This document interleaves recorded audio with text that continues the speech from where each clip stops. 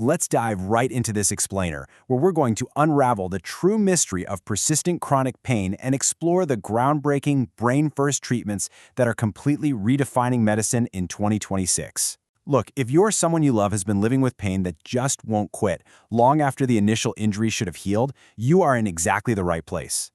Because here's the craziest part about all of this. For a lot of people suffering from chronic pain, the original injury might have healed months, maybe even years ago.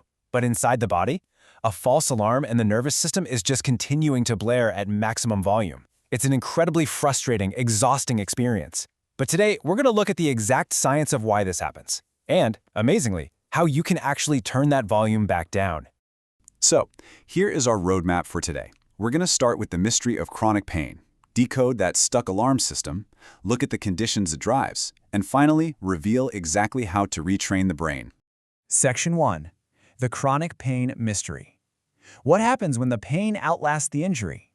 To really kick things off, we need to look at what happens when pain just lingers without any visible tissue damage on a scan.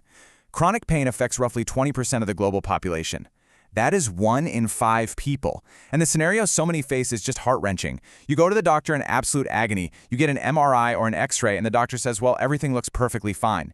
If you've ever been told your pain is quote-unquote all in your head, the deeply encouraging news is that it's actually in your nervous system. And that is very real, it's verifiable, and most importantly, it's treatable. Let's think of the difference this way. Acute pain is a super helpful danger signal, like touching a hot stove. Your nervous system fires a warning, you pull your hand away, boom, it protects you. But central sensitization, which is also known as nociplastic pain, acts like a broken fire alarm. It just keeps ringing and ringing long after the actual fire is completely out. The physical threat is gone, but the alarm system has become so oversensitive that it's permanently switched on. Which brings us to central sensitization syndrome, or CSS. It's essentially a pathological state of heightened sensory processing. What does that mean in plain English? It means your nervous system is literally amplifying normal, everyday signals into sheer agony. It has completely divorced the feeling of pain from what is actually happening out there in your peripheral tissues. Section 2. The stuck alarm system. Let's peek under the hood at the neurobiology of these false alarms. When we dive into the biology here, we can actually pinpoint the exact cellular mechanisms driving this stuck alarm. It's a wild 3-step cascade. First, NMDA receptors in the spinal cord just totally overreact, causing calcium to flood in and make your neurons hyperexcitable. Second, non-neuronal cells called glial cells wake up and flood the spinal cord with inflammation. And third, your body's natural pain-blocking systems, the ones that use neurotransmitters like GABA to calm things down, completely fail. It's like the brakes are completely out and the accelerator is jammed all the way to the floor. A recent 2025 medical review hits the nail right on the head here, noting that pain perception is disassociated from ongoing peripheral input. This is exactly why chasing tissue damage with endless joint surgeries or localized spinal injections so often fails for these patients. The hardware, the knee, the back, the shoulder, structurally it's fine.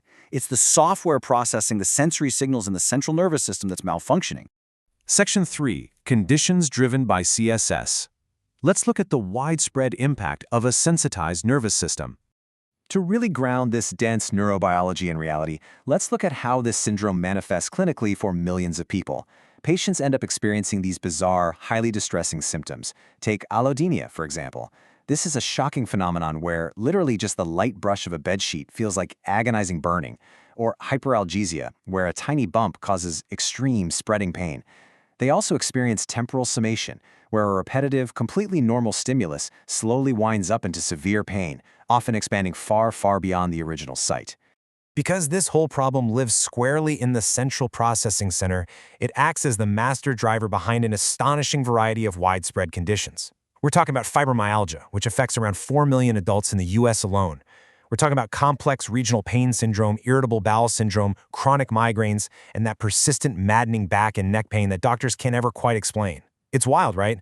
Conditions as seemingly different as a migraine and IBS share the exact same root cause: a sensitized nervous system. Which brings us to the most exciting part, Section 4, retraining a sensitized brain and unlearning the pain. Okay, here is the incredibly hopeful news. Because central sensitization is a learned phenomenon, essentially a habit your brain picked up to protect you, it can absolutely be unlearned using neuroplasticity. Therapies like pain neuroscience education, or PNE, lay the crucial foundation here. They teach patients a simple but profound truth. Physical hurt does not necessarily equal bodily harm. That mental reframe alone significantly reduces the sheer fear and anxiety that acts as jet fuel for the pain cycle. And the results of this brain-first approach? They are staggering. Get this, in a major 2024 trial, a massive 63% of older adults with chronic musculoskeletal pain saw at least a 30% reduction in their pain. How'd they do it? By using a brain retraining approach called Emotional Awareness and Expression Therapy, or EEAT. They specifically targeted the unprocessed stress and emotion that the nervous system was converting right into physical pain and tension. Then there's pain reprocessing therapy, or PRT, which is showing massive promise too. A recent 2025 study followed up on chronic back pain patients 5 years after they finished PRT. Over half of them remained completely or nearly pain-free 5 entire years later, and that's without even needing booster sessions. So the huge takeaway here is that by reappraising pain signals as safe and dealing with the unprocessed emotions amplifying them, people aren't just managing their pain anymore, they're achieving durable, long-term, pain-free lives. Section 5. Medical and Tech Interventions. Let's see how modern tools are bridging the gap. Now, while behavioral retraining is an incredible brain-first strategy, modern medicine and neuromodulation technology offer some amazing interventions to help take the edge off and bridge the gap for patients who are just in severe distress. Medicine is moving toward a highly effective 3-pillar multimodal approach. You got behavioral therapies at the top to retrain the neural pathways.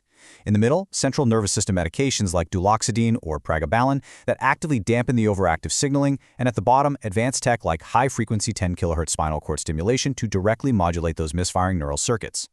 But circling back to the behavioral side for a second, the data comparison is just fascinating.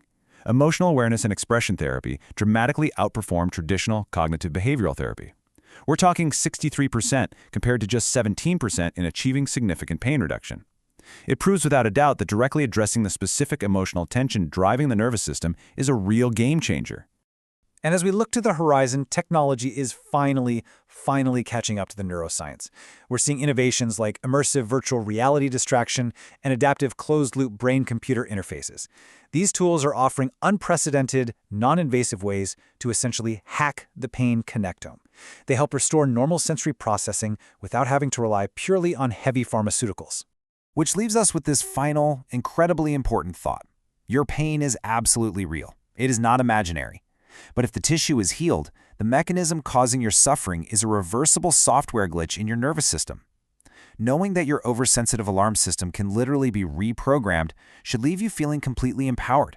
It's an open invitation to harness the power of neuroplasticity. So, the ultimate question is, if your tissue is healed, are you ready to retrain your stuck nervous system and finally reclaim your life?